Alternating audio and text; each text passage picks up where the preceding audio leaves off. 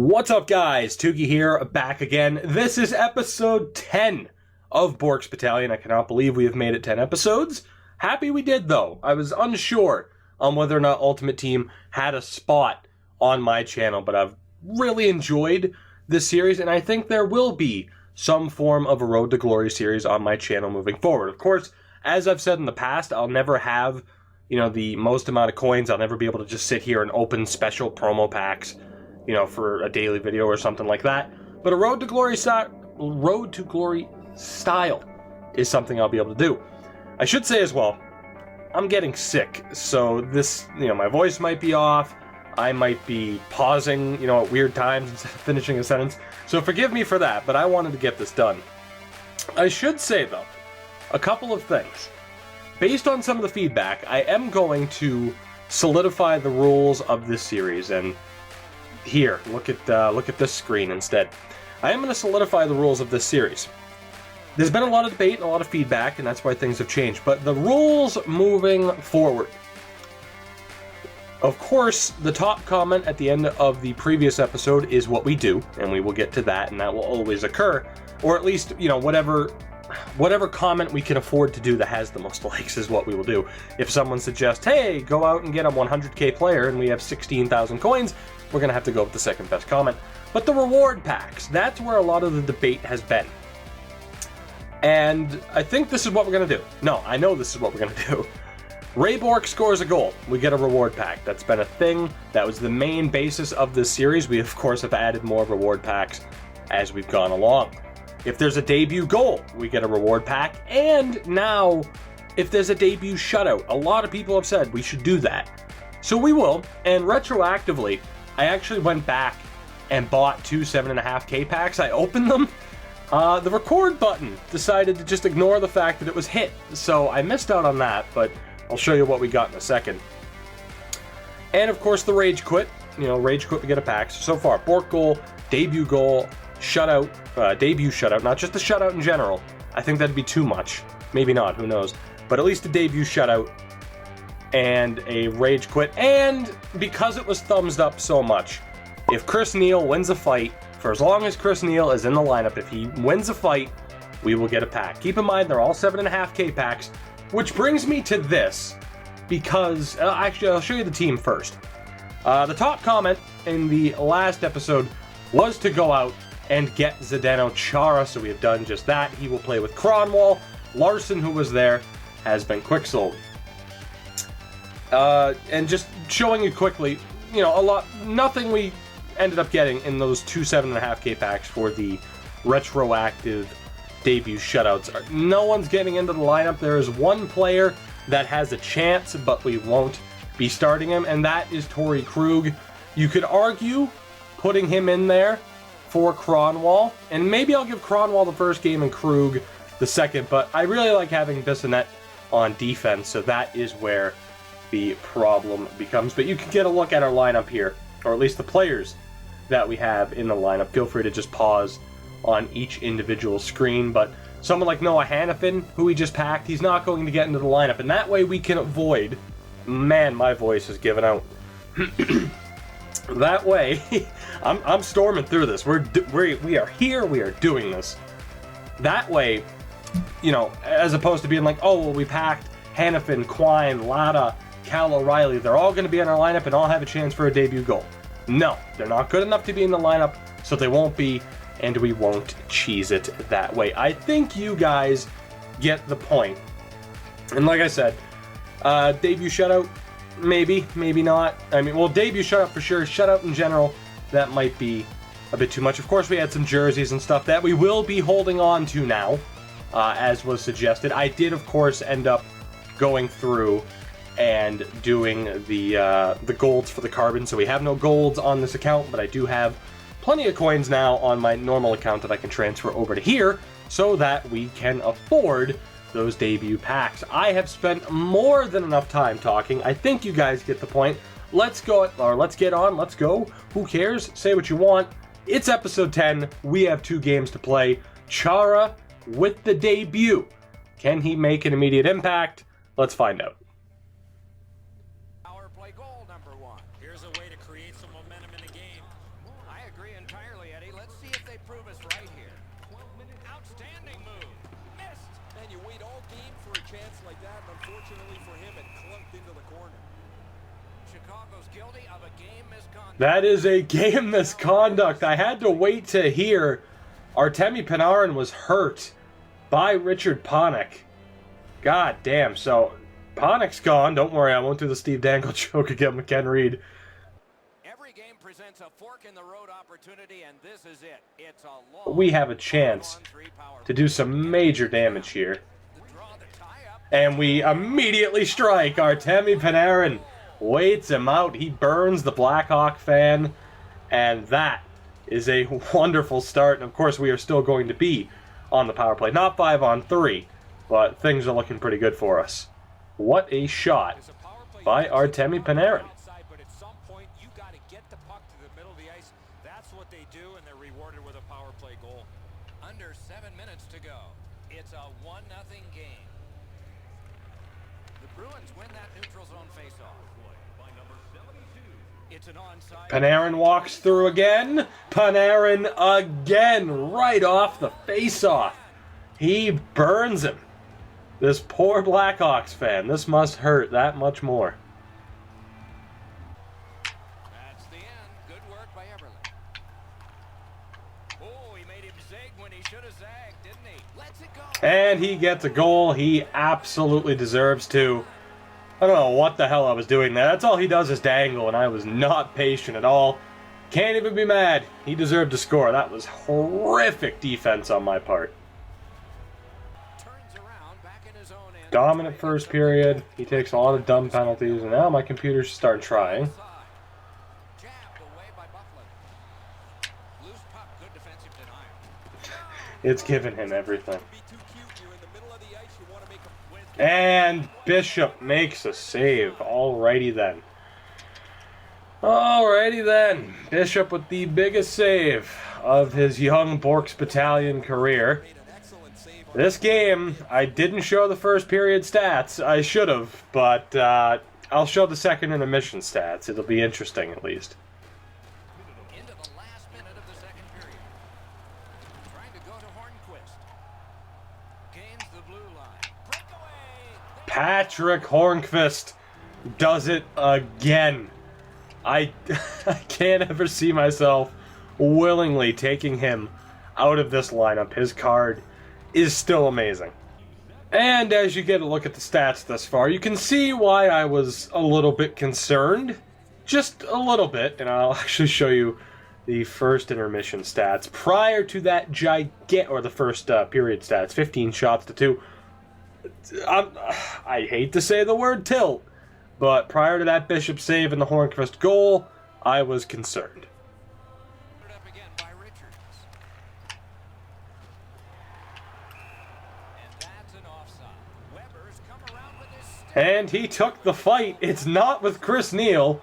Don't know why I was willing to sacrifice Shea Weber, but it's Shea Weber against Matt Hunwick, and maybe now wow, why did Weber miss that punch? Maybe now I can showcase what I might be able to do with Chris Neal. I'm a pretty solid fighter on the ASHL, but, you know, the servers can be a little bit different, or we can just absolutely clown him. And in the interest of keeping this episode short, I should probably just uppercut him. Shea Weber wins the fight. Unfortunately, it wasn't Chris Neal, but I'll take it. As they travel through center. Oh, what a move to get by. Bourque's in his own end, headed toward center. Good move to step by. On to Atkinson. Cam Atkinson does it again. Still probably my favorite player in this series. But Cam Atkinson with another goal. It is 4-1. And it's lagging, or he's done. He is done. That is a rage quit. And that is another 7.5K pack. We will look at our stats very quickly. Very, very quickly here, since we won't have the 3 stars. But 2 points for Panarin, who did stay in after taking that hit. 2 points for Richards as well. Not too bad. My opponent just could not stay out of penalty trouble. That is for sure. But instead of switching coins over, I am just gonna buy this. I'm gonna buy that 7.5K pack now, and then I'll put the coins back. So don't worry about that. And of course, like I always do, in the comment section of each episode, I will post the updated coin total. So after you check out this episode, if you're listening to me right now, there will be a comment down below with the updated coin total, because of course we'll be selling some stuff that might not be sold by the time that this episode ends. So let's take a look here. For the Rage Quit, we get our third pack of the episode. The first one you actually get to see me open. Tyler Ennis. Not a terrible card, but he won't be getting into the lineup. Sens jersey will help for potentially a collectible. Quentin Howden, no good. Can we get anything decent? Brad Rowe might help for synergies. Jordan Eberle. Our pack luck continues. Jordan Eberle is going to have to get into this lineup somehow. I'm not sure how. Again, we have someone like Torrey Krug, who we're not selling at the moment, but we'd like to get into the lineup. It all comes back to having Chris Neal in the lineup, but at the moment, Eberle and Torrey Krug are on the outside looking in. We will take care of all of that later. Just the question is, do we try to get Krug or, actually Panarin's still injured. Do we try to get Krug or Jordan Eberle into the lineup here for this next game? And actually, if we can't apply the proper healing card, shit, can I not see the injury from here? What is the injury? Torso, 1 game. Panarin, I mean, he could play injured. We actually do have the proper card, so that's not even a factor anymore. I'm still trying to think of how we get Eberle into this lineup. I genuinely don't know. I think we might leave him scratched for now. Hornqvist is on fire. I think we're going to keep the lineup the same, and Kronwall was actually pretty well that game. So Krug and Eberle will stay scratched, but I'm not going to sell them just yet because they might still come in handy in this series. But anyway, let's get into game 2 of this episode. Looking over options, further back. Good intercept. Into the attacking end. Breakaway. And Ray Bourque is on the board. Now, I know why people were concerned about too many packs. This will be pack number 4 in the episode. Of course, the only good thing we had, well, we got Eberle, we got Torrey Krug. But, yeah, what a goal for Ray Bourque.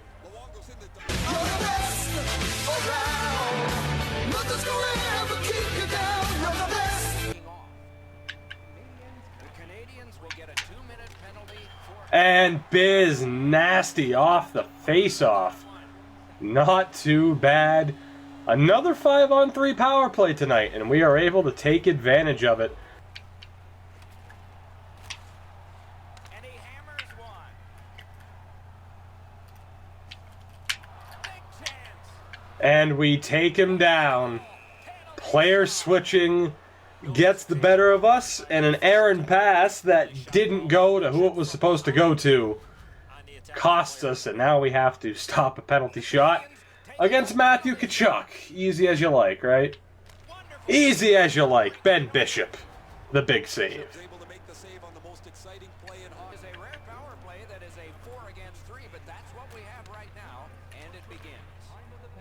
Mike Richards using the speed. Mike Richards on the breakaway. 4-on-3 power play goal. Another opponent that's having a lot of trouble staying out of the box. One-timer, saved, but just barely. Puck is thrown to Skinner, directing that one to Panarin. Panarin with the break. Can he get it? He does. Artemi Panarin continues to be absolutely ridiculous. It's 4-0 at the end of the first. Not gonna sit here and say that these are my 2 toughest opponents to date, but I will gladly take the wins as we try to move our way through Division 7. You may have noticed the gamer tag was King Killer. Unfortunately for him, he needed to be a King Slayer to pull this off. It's hard to imagine they're really...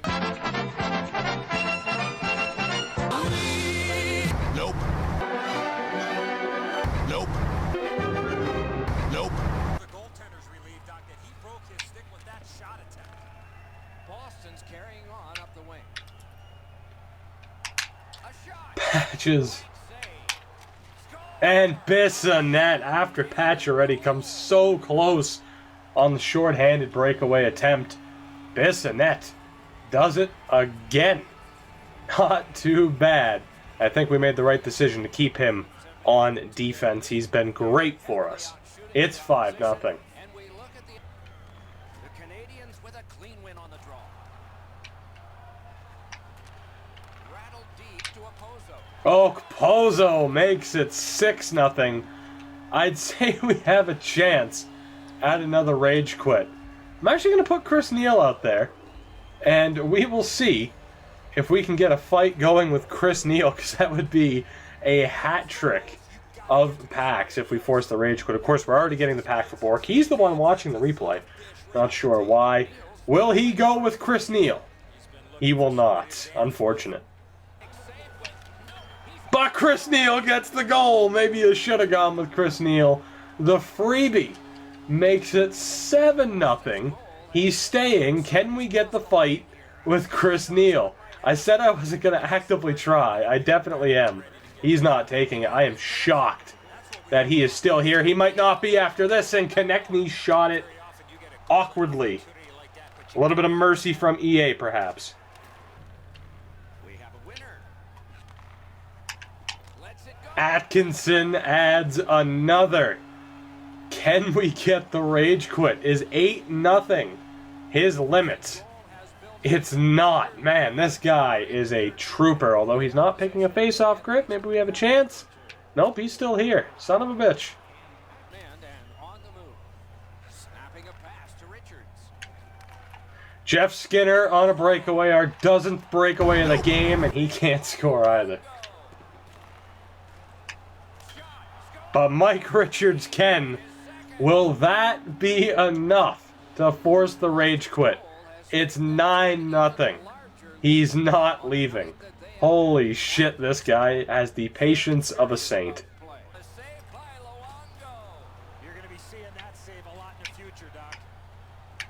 Hammered. Turned away. Pointed to Weber. That shot's blocked. Pacioretty makes it 10. The Shea Weber shot is blocked. Patches fires at home. Maybe it's a good... I'm hoping he gets a goal, because then the debate is, do we get a retroactive pack for the shutout? If you guys rule it should be a shutout rather than a debut shutout, but holy shit. I mean, I'm thinking it should be debut just because, you know, debut goal, debut shutout, but this is unbelievable. Canadians go on the power play again. Their percentage. And he gets the goal. Ray Bourque misses the poke check. The tie-up backfires. And now we don't have to worry about it. Chris Neal with the last chance of the game. Blocker save from Luongo. And mercifully, it is over. We make a mistake. We took a slashing penalty with Konechny at the end of the game. He gets the goal. So, really, I mean, I'm not going to say, like, oh, he got rewarded for staying. He deserved that goal. I mean, it would have been nice if the face-off went my way, considering I won it. It is what it is. I'm not going to complain. After winning 10-1 and having another perfect episode, 2-0 again, but yeah, you look at that, yeah, and we had a lot more than 2 breakaways for the record. But Paul Bissonnette is your first star with 2 goals, but more importantly, a certain somebody picked up a goal, and that would be Ray Bourque. So that is another reward pack, which is, this episode's been pretty crazy. For sure, this episode's been pretty crazy. I mean, the rage quit was unexpected, although, you know, opening up 2 packs at the beginning of the episode, you know, just as so many people demanded it. Again, I'm fucking sick here and I'm rambling. I apologize for that.